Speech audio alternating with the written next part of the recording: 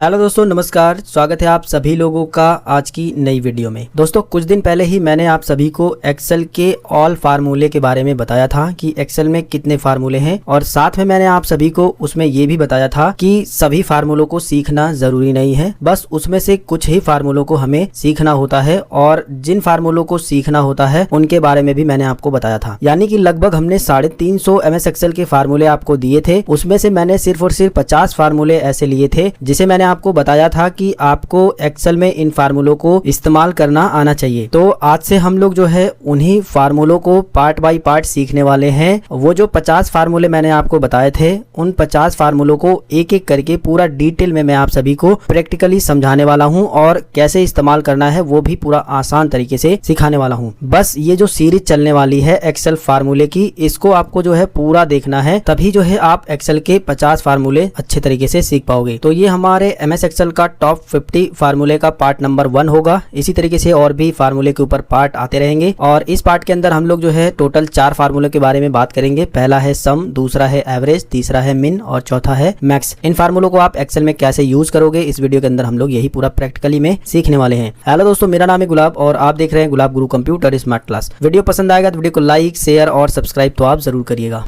तो आप सभी की प्रैक्टिस के लिए मैंने यहाँ पर स्टूडेंट की मार्कशीट का एक छोटा सा डेटा बना दिया है, जिसके अंदर मैं आप सभी को ये फार्मूले यूज़ करके दिखाने वाला हूँ। देखिए, ये ज़रूरी नहीं है कि आपके पास सेम ऐसा ही डेटा हो तभी ये फार्मूले काम करेंगे। आपके पास चाहे जैसा डेटा हो, उन सभी में जो है ये सारे फार्मूले काम करते हैं। बस आपको यहाँ पर ये समझना है कि इन फार्मूलों को कैसे हम लोग यूज़ करते हैं।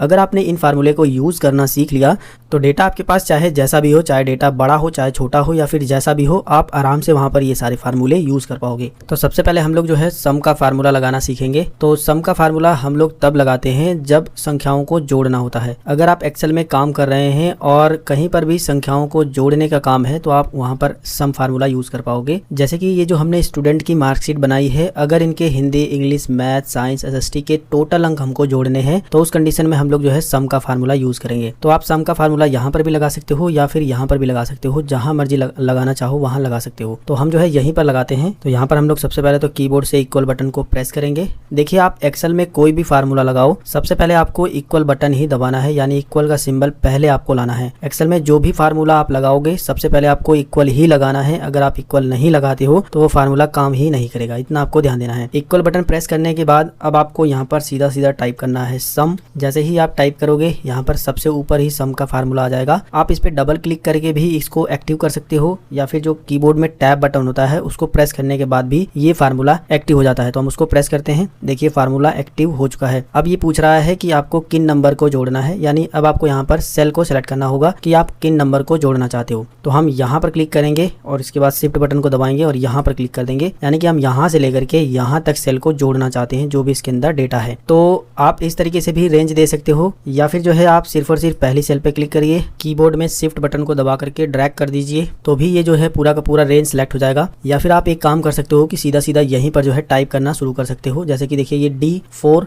यानी 4 वाली रो है और D वाला कॉलम है, तो D4 अनुपाते H4 यानी H वाला कॉलम और 4 रो है। तो हम सीधा सीधा यहाँ पर भी टाइप करेंगे। तो हम सबसे पहले लिखेंगे D और इसके बाद लिखेंगे 4, कॉलन का बटन दबाएंगे इस तरीके से, फिर इसके बाद H4 टाइप कर देंगे। देखोगे यहाँ पर सिलेक्शन ऑटोमेटिक बन जाएगा। तो इस तरीके से भी आप सिलेक्ट कर सकते हो। इसके बाद ब्रैकेट को बंद करना है। इतना ही फार्मूला आपको लगाना है। आप यहाँ पर देख सकते हो सेम इसी तरीके से सम का फार्मूला लगता है। अब आपको जो है एंटर की को प्रेस कर देना है। तो इन सभी संख्याओं का जोड़ करके जो भी टोटल होगा वो यहाँ पर आ जाएगा। अब अगर आपको यहाँ पर नीचे वाले स्टूडेंट का भी सम करना है तो आपको अलग से फार्मूला लगाने की जरूरत नहीं है, क्योंकि एक्सेल में आपको एक सुविधा मिलती है ड्रैग करने की। अगर आप ड्रैग कर दोगे तो ऑटोमेटिक फार्मूला जो है अप्लाई हो जाता है। जैसे कि हमने पहले स्टूडेंट का निकाल लिया है, अब हम सीधा सीधा नीचे की साइड में अगर इसको पकड़ के ड्रैग कर देंगे तो सभी का सम निकल करके आ जाएगा। आप यहाँ पर देख सकते हो, यहाँ पर लेके जाओगे तो इस तरीके से प्लस पॉइंट का आपका माउस पॉइंटर बन जाएगा। इसको माउस का लेफ्ट बटन दबा करके ड्रैग कर दीजिए, निकल जाएगा। एक तो तरीका ये है सम करने का। दूसरा तरीका ये है कि आपको होम टैब के अंदर ही ऑटो सम का एक बटन मिलता है, आपको बस इस पर ही क्लिक कर देना होता है। जैसे ही आप इस पर क्लिक करोगे तो अब जो है आपको कुछ भी लिखने की या लगाने की जरूरत नहीं पड़ेगी। ऑटोमेटिक क्लिक करते ही जो है ऑटो सम हो जाएगा। इस तरीके से आप देख सकते हो पूरा पूरा फार्मूला आपको लगाया मिल जाएगा। तो ये काफी सहूलियत है यहाँ पर आपके लिए। इसके बाद बस आपको आपको एंटर की को प्रेस करना होता है, सम ऑटोमेटिक आ जाएगा।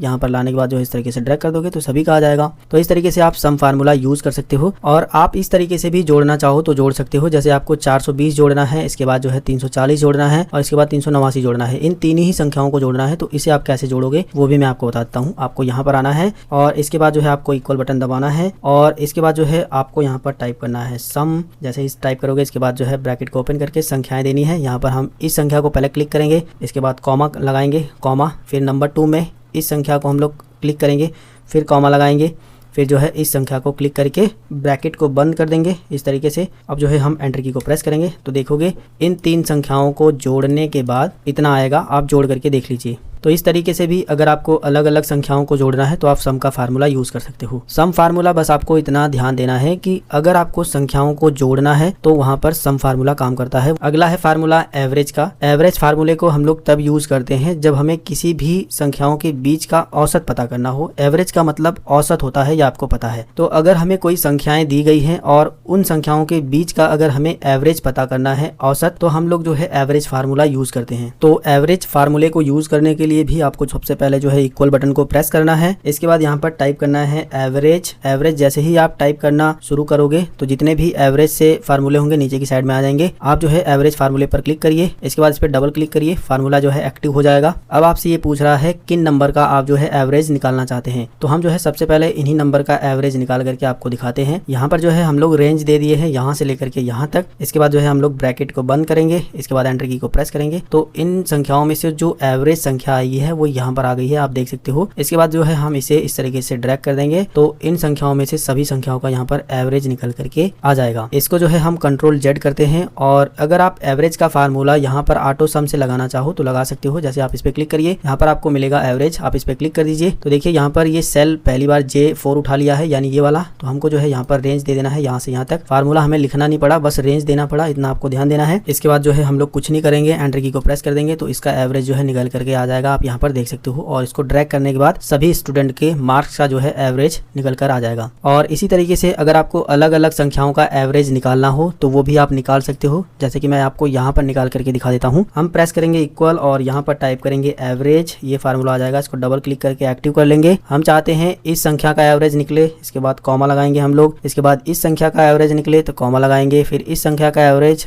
कॉमा, फिर इसका। आप देख सकते हो यहाँ पर हमने जो है इसका, इसका, इसका और इसका, इन चारों संख्याओं का एवरेज निकालना चाहते हैं, जिसकी वजह से हमने ये चारों संख्याओं को जो है यहाँ पर दे दिया है कॉमा लगा करके। इसके बाद ब्रैकेट को बंद करके एंटर की को प्रेस करेंगे तो देखिए ये जो हमने 4 संख्याएं दी थी, इन चारों संख्याओं का जो एवरेज है, औसत है, वो ये निकल करके आ गया है। तो दोस्तों इस तरीके से आप जो है एक्सेल में एवरेज फार्मूले को यूज कर सकते हो। एवरेज फार्मूले को बस आपको इतना ध्यान देना है कि अगर आपको एक से ज्यादा संख्याओं का एवरेज पता करना हो तो आप एवरेज फार्मूला यूज करोगे। अब बात करते हैं अगले फार्मूले के बारे में, जो कि है मिन। मिन का अगर फुल फॉर्म की बात करें तो मिनिमम होता है, यानी अगर आपको ढेर सारी संख्याएं दी गई हैं उसमें से आपको सबसे छोटी संख्या को निकालना है, यानी सबसे छोटी संख्या पता करनी है, तो आप मिन फार्मूले को यूज कर सकते हो। तो मिन फार्मूले को यूज करने के लिए आपको जो है कीबोर्ड से इक्वल बटन को प्रेस करना है और यहाँ पर लिखना है MIN। मिन जैसे ही आप लिखोगे तो ये मिन वाला फार्मूला ऊपर आ जाएगा। टैब बटन को दबाकर भी एक्टिव कर सकते हो या फिर इस पे डबल क्लिक कर लीजिए। इसके बाद जो है मिन फार्मूला एक्टिव हो चुका है। अब ये पूछ रहा है आप किन नंबर्स के जो है मिनिमम नंबर निकालना चाहते हो, यानी कौन से वो नंबर हैं आपको सिलेक्ट करके बताना है, उनमें से आप सबसे छोटे नंबर निकालना चाहते हो। तो सबसे पहले तो मैं आपको ये जो हमने सम किया है इसी में से जो सबसे छोटा संख्या है, यानी सबसे छोटा जो नंबर है, उसी को निकाल करके दिखाते हैं आपको। तो यहाँ से हम जो है पूरा का पूरा इस तरीके से रेंज दे देंगे कि भैया एक्सेल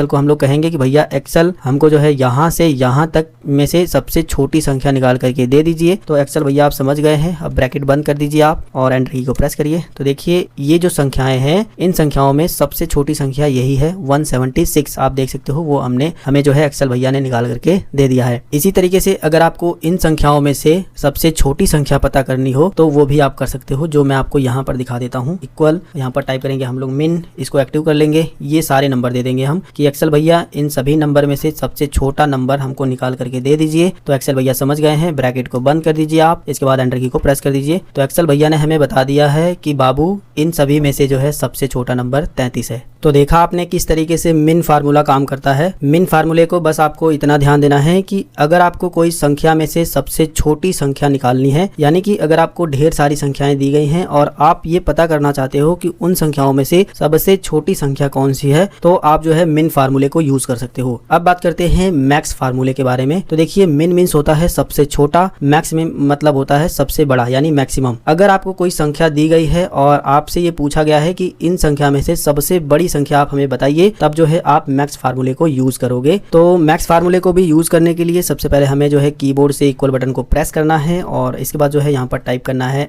MAX। जैसे ही आप मैक्स टाइप करोगे तो यहाँ पर ये फार्मूला आ जाएगा। टैब बटन दबा करके इसको एक्टिव कर लीजिए। अब देखिए, यहाँ पर जो है आपसे नंबर पूछा जा रहा है कि आप किन नंबर का यानी किन संख्याओं में से सबसे बड़ी संख्या को निकालना चाहते हैं। तो हम फिर से जो है इसी सम वाले को दे देते हैं कि भैया एक्सेल ये जो संख्याएं हैं इसमें से सबसे बड़ी संख्या हमको निकाल करके दीजिए। तो हमने रेंज देने के बाद जो है ब्रैकेट को बंद कर देना है। इसके बाद जो है एक्सेल समझ गया है कि आप जो है सबसे बड़ी संख्या निकालना चाहते हैं। जैसे ही आप एंटर की को प्रेस करोगे तो देखिए सबसे बड़ी संख्या जो है हमको निकाल करके एक्सेल ने दे दिया है। आप ये जो संख्याएं हैं इसमें देख सकते हो सबसे बड़ी संख्या यही है 420। इसी तरीके से अगर आपके पास ढेर सारी संख्याएं हैं और आप इन संख्याओं में से सबसे बड़ी संख्या पता करना चाहते हो तो वो भी आप सेम इसी तरीके से कर सकते हो। बस कीबोर्ड में सबसे पहले आपको इक्वल ही लगाना है। इसके बाद आपको टाइप करना है मैक्स। जैसे ही आप मैक्स टाइप करोगे फार्मूला आ जाएगा, इसको एक्टिव कर लीजिए। अब आपको जो है वो रेंज देनी है जहां पर वो संख्याएं हैं, यानी कि आपको बताना है कि इसी में वो संख्या है, इसी में से हमको सबसे बड़ी संख्या निकाल करके रिजल्ट में दीजिए। तो एक्सेल समझ गया है कि क्या आपको निकालना है और कहां से निकालना है। इसके बाद जो है ब्रैकेट को बंद करने के बाद एंटर की को प्रेस करिए। तो देखिए